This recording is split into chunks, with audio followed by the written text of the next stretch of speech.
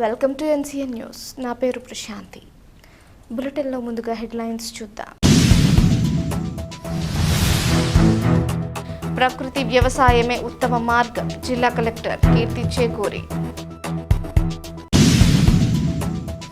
వాతావరణ మార్పులు, ఎల్ నిన్యో ప్రభావాల కారణంగా వ్యవసాయ రంగం ఎదుర్కొంటున్న సవాళ్లను అధిగమించేందుకు ప్రకృతి వ్యవసాయ పద్ధతులు రైతులకు భరోసానిచ్చే మార్గమని జిల్లా కలెక్టర్ కీర్తి చేకూరి తెలిపారు.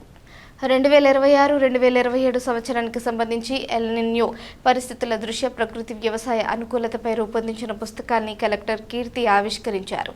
ఈ సందర్భంగా కలెక్టర్ మాట్లాడుతూ వర్షపాతం అనిశ్చితంగా ఉండే పరిస్థితుల్లో నేలలో తేమ నిల్వ, పంటల వైవిధ్యం, తక్కువ ఖర్చుతో అధిక దిగుబడులు సాధించే ప్రకృతి వ్యవసాయ విధానాలను రైతులు విస్తృతంగా అవలంబించాలని సూచించారు.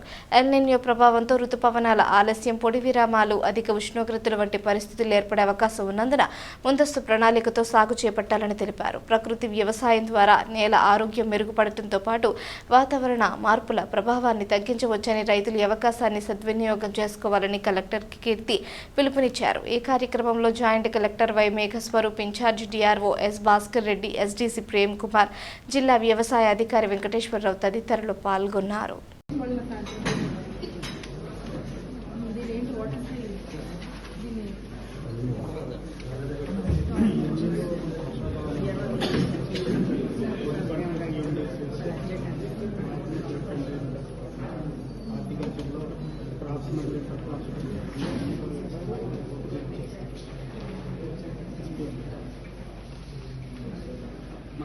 ఫైనల్గా దీని కంక్లూషన్ ఏంటి చెప్పండి.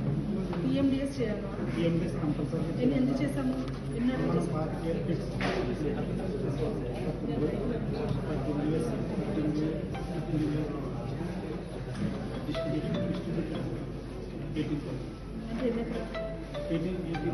మరి ఆమె మీద చెప్పండి.